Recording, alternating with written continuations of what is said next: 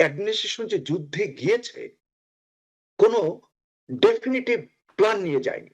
আমার যেন মনে হয় অন্য কোনো খামেনিকে হত্যা করা হলো তখন ধারণা করা হচ্ছিল যে একজনকে ভারপ্রাপ্ত দিয়ে চালিয়ে নেওয়া হবে, কিন্তু আসলে সেটি হয়নি এবং তারা তড়িৎ গতিতে তারা এই জায়গাটাকে পূরণ করতে সক্ষম হয়েছে। বম বানাবার জন্য যেটা সবচেয়ে গুরুত্বপূর্ণ সেটা হলো efficient man power, scientist and engineer, nuclear physicist, nuclear engineers.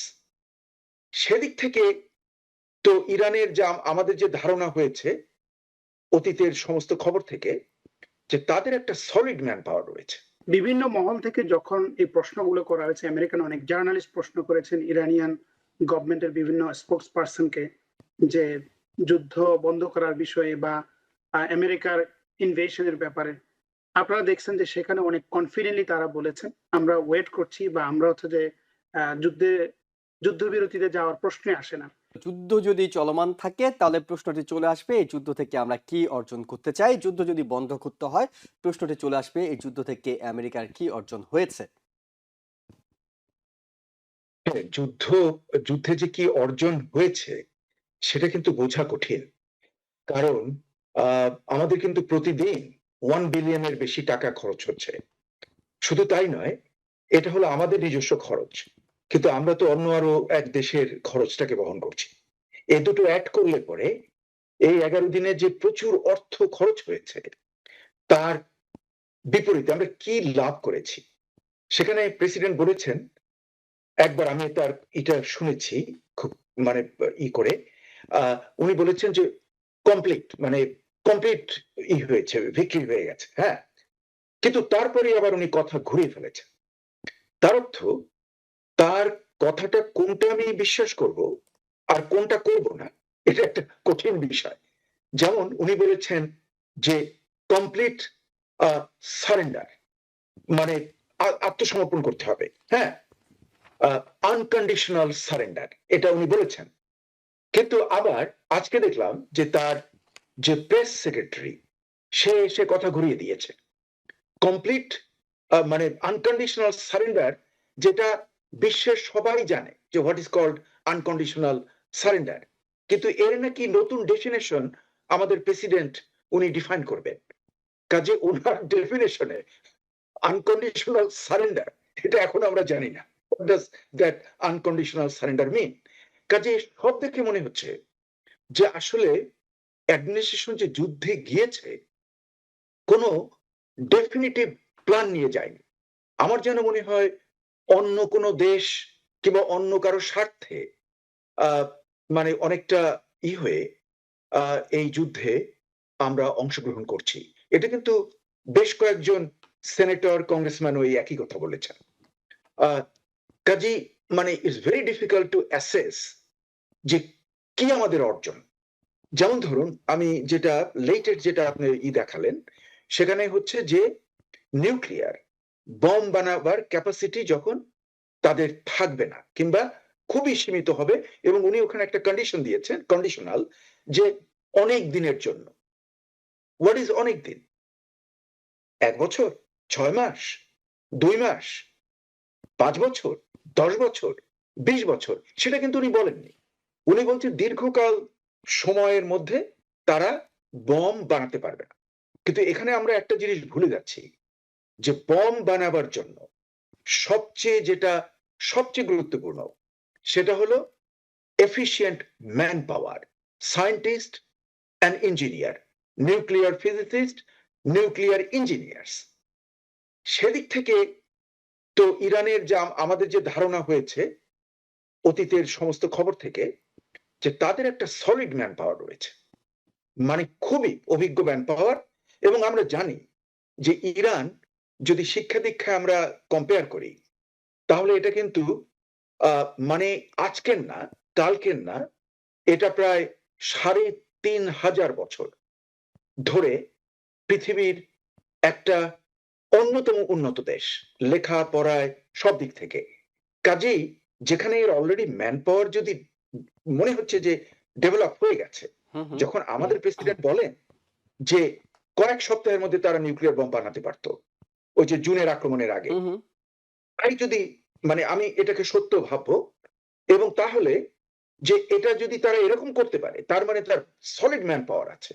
কাজে আমরা যদি কিছু বিল্ডিং কে ভাঙি, হ্যাঁ, তাতে কি মানে আর যেটা জিনিস যে ফিসাল ম্যাটেরিয়াল যেটা এনরিচড ইউরেনিয়াম সেটা তো আমরা এখনো উদ্ধার করতে পারিনি এবং এটা উদ্ধার করাটা একটা ভীষণ কঠিন ব্যাপার। কারণ ওখানে গ্রাউন্ড ট্রুপ পাঠাতে হবে এবং গ্রাউন্ড ট্রুপ ওখানে গিয়ে বাধার সম্মুখীন হবে।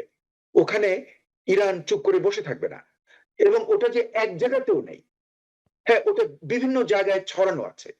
কাজেই এক জায়গায় হয়তো গিয়ে আমরা নিয়ে আসলাম, whatever the other areas. তার অর্থ এই ইউরেনিয়াম এনরিচড ইউরেনিয়ামকে উদ্ধার করা, গ্রাউন্ড ট্রুপকে পাঠিয়ে দেওয়া, এটা কিন্তু আমাদের আমাদের যে ইয়াং জেনারেশন যাদেরকে পাঠানো হবে হুম, সৈনিক, তাদের কিন্তু মৃত্যুর মুখে ঠেলে দেওয়া হচ্ছে। কাজে আমি মনে করি যে এটা যুক্তরাষ্ট্রের আমাদের জন্য কতটা লাভজনক ব্যাপার সেটা আমার মনে যথেষ্ট সন্দেহ হচ্ছে। আরো একটা আমরা লক্ষ্য করলাম এই যুদ্ধে, আমরা প্রথম বিভিন্ন অ্যানালিসিস থেকে আমরা জানতে পেরেছিলাম যে সরকারের একটা পরিবর্তন আসবে ইরানের, হুম, হুম। কিন্তু দেখা গেল যে না, তা নয়। কারণ বাসিস নামে যেটা প্যারামিলিটারি গ্রুপ আছে, যেটার কিন্তু একসময় নেতা ছিলেন এই খামেনির ছেলে মুস্তাফা মোস্তফা খামেনি খামেনি। এবং তার সঙ্গে এদের খুব ঘনিষ্ঠ যোগাযোগ। কাজেই যে আপনি যে গ্রাউন্ড লেভেলে একটা আন্দোলন করবেন তার তো আমরা কোনো লক্ষ্য দেখছি না, বরং এই মুস্তাফা খামেনির পক্ষে বিশাল ডেমনস্ট্রেশন হয়েছে তার পক্ষে ইন তেহরান এবং অন্যান্য শহরে। তার অর্থ আমার যেন মনে হচ্ছে যে এ যাত্রা আমাদের যে এই আক্রমণ এটা আমার মনে হয় খুব একটা সুফল বয়ে আনবে বলে আমার মনে সন্দেহ যাচ্ছে। এখন অবশ্য বলা পর্যন্ত যায় না এখন ভবিষ্যতে কি পর্যন্ত হয়। জি। এখন তবে পর্যন্ত এভাবে আরো আমরা একটা বিশ্লেষণ জিনিস করতে পারি। জি। আরো একটা জিনিস যে ডোনাল্ড ট্রাম্প কিন্তু অলরেডি এক্সিট র‍্যাম্পে উঠে গেছেন। উনি বলেছেন, প্রথম বলছিলেন আনকন্ডিশনাল সারেন্ডার।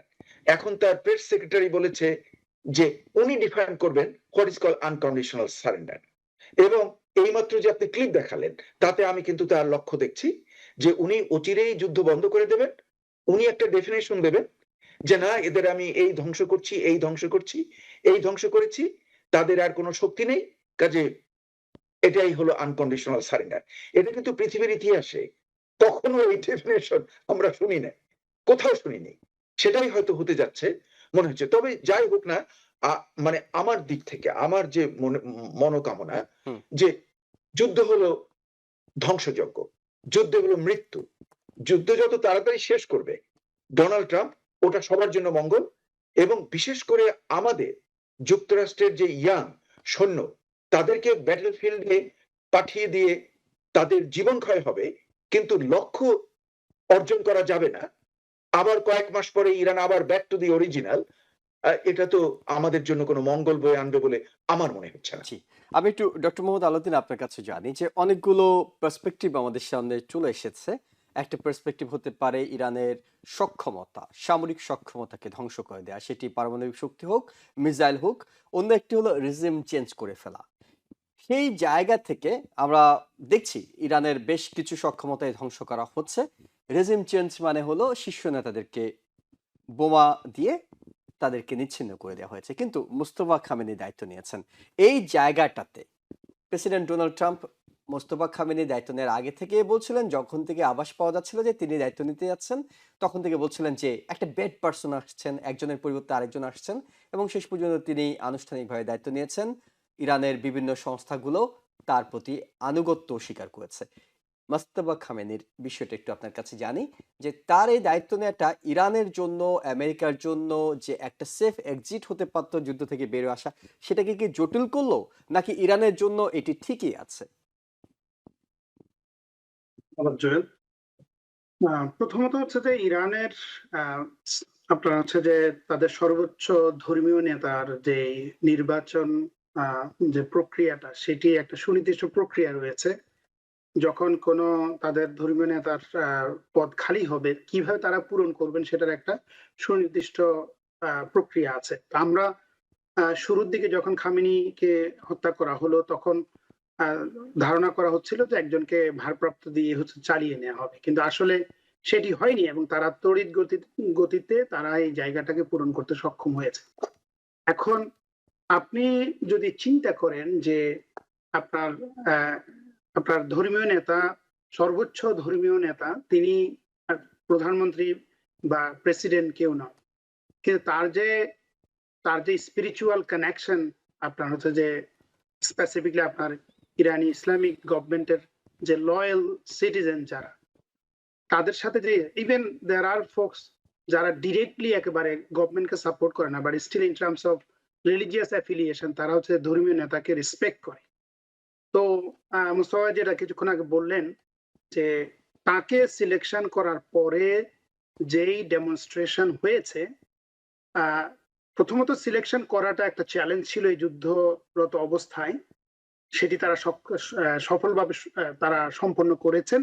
আর দ্বিতীয় নম্বরে এটার যে লেজিটিমেসি, এটা যে পাবলিক সাপোর্ট, সেটিও তারা ডেমনস্ট্রেট করতে সক্ষম হয়েছেন। তা আমি বলবো যে এই জায়গাটা পূরণ করাটা ইরানের জন্য, ইরানের যুদ্ধের জন্য একটা যে মোরাল আপনার যে নৈতিক একটা আপনার ভিত্তি অথবা নৈতিক একটা আপনার সক্ষমতা বলা যেতে পারে, যেটি প্রয়োজন ছিল সেটি তারা অর্জন করেছেন। তো আমি বলবো যে সেই জায়গা থেকে আমি যেটা বলতে চাই যে আপনার বিভিন্ন মহল থেকে যখন এই প্রশ্নগুলো করা হয়েছে, আমেরিকান অনেক জার্নালিস্ট প্রশ্ন করেছেন ইরানিয়ান গভর্নমেন্টের বিভিন্ন স্পোক্স পার্সনকে যে যুদ্ধ বন্ধ করার বিষয়ে বা আমেরিকার ইনভেশনের ব্যাপারে, আপনারা দেখছেন যে সেখানে অনেক কনফিডেন্টলি তারা বলেছেন আমরা ওয়েট করছি বা আমরা হচ্ছে যে যুদ্ধবিরতিতে যাওয়ার প্রশ্নই আসে না।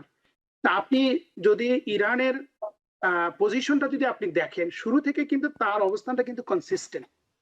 তা আমি বলবো যে এই যে আপনার সর্বোচ্চ ধর্মীয় নেতার নির্বাচিত হওয়াটা, এইটি বরং তাদের সেই কনফিডেন্সকে আরো বাড়িয়ে দিয়েছে।